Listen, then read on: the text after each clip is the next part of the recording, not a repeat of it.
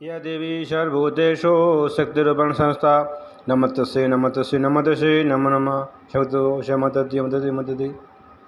भगवान विष्णु से शैया पर सो रहे तो भगवान विष्णु के कान के मैल से दो असुर उत्पन्न हुए। उनका नाम मधुकैटभ था। मधुकैटभ ने देखा कि चारों तरफ जल ही जल है, तो मधुकैटभ को ज्योत नजर आई। मधुकैटभ ने उस ज्योत में ध्यान केंद्रित करके तपस्या करने लगे। तपस्या करते करते कई वर्ष बीत गए। 1000 वर्षों तक मधुकैटभ ने तपस्या की। वो तपस्या से माँ आदिशक्ति प्रसन्न हो गई और कहा, हे मधुकैटभ, मैं तुम्हारी तपस्या से प्रसन्न हूँ, तुम कोई वरदान मांग लो। मधुकैटभ बोले, हे मातुश्री, हमें अमरता का वरदान दो। तब माँ भुवनेश्वरी ने कहा, हे मधुकैटभ, इस संसार सृष्टि में जिसने जन्म लिया उसकी मृत्यु निश्चित है, तुम और कोई दूसरा वरदान मांग लो।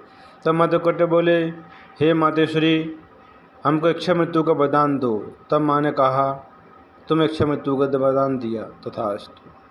माँ भुवनेश्वरी मधुकैटभ को इच्छा मृत्यु का वरदान दे के अंतर्ध्यान हो गई।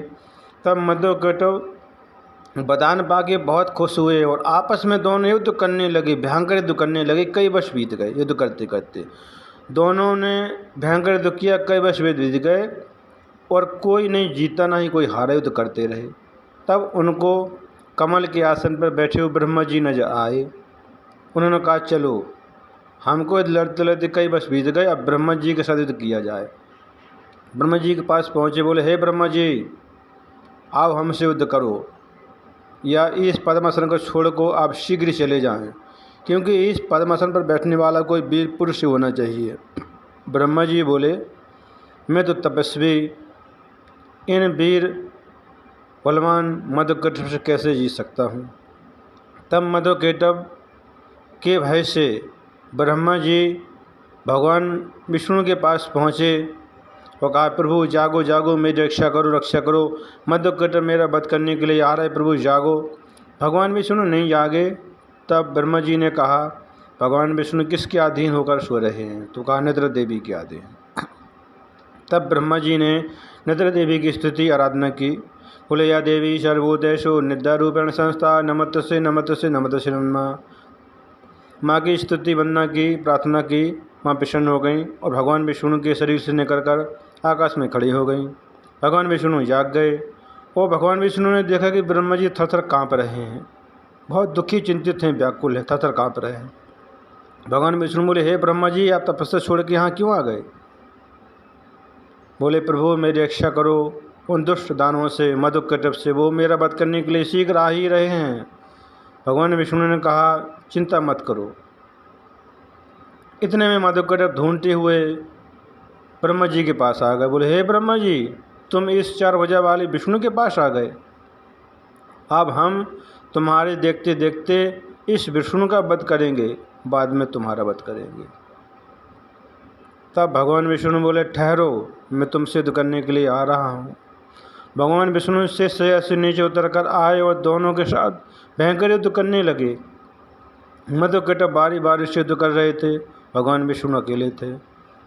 भगवान विष्णु ने दोनों के साथ 5,000 वर्ष तक भयंकर युद्ध किया और भगवान विष्णु ने दोनों का संहार नहीं कर पाए, वध नहीं कर पाए, उनकी मृत्यु नहीं हुई। तब भगवान विष्णु बोले, इनके पास इतनी शक्ति कहाँ से आई कि इतने वर्ष बीत गए, मैं इनका वध नहीं कर पा रहा हूँ।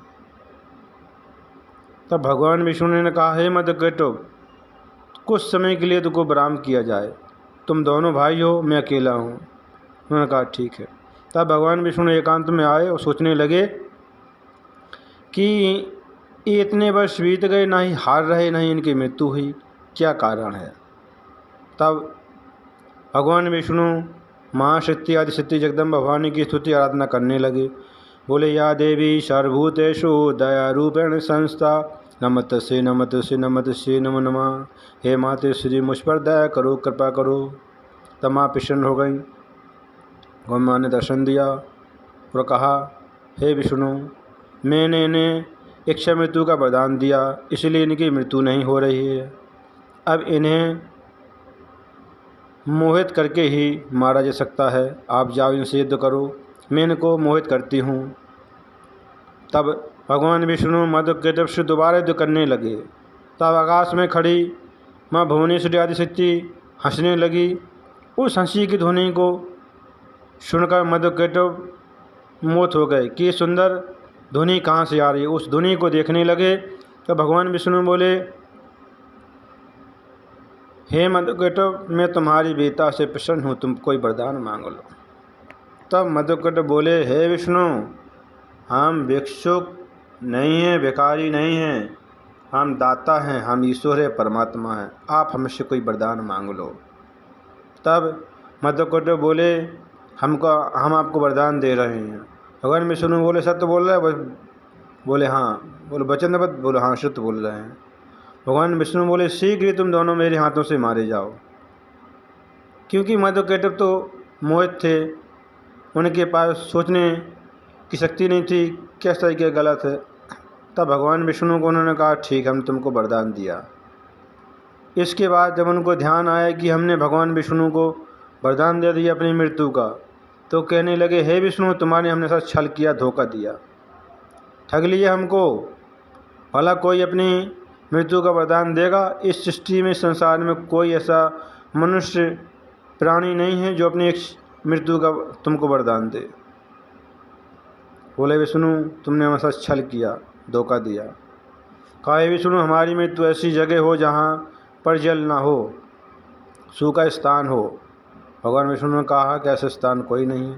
भगवान विष्णु ने अपना विराट रूप किया और कहा, देखो ये सूखा स्थान है। अपनी जांघ पे दोनों का सिर रख के भगवान विष्णु ने सुदर्शन चक्र से दोनों का सिर धड़ से अलग कर दिया और माँ आदिशक्ति की कृपा से मधुकेटव का वध भगवान विष्णु ने किया। माँ की कृपा से ही भगवान विष्णु ने उन दुष्ट दानवों का वध किया, संहार किया, ब्रह्मा जी की रक्षा की। इस प्रकार से भगवान विष्णु ने दोनों तत्वों का वध किया, संहार किया। भक्तों को शमतति यमतति शमतति।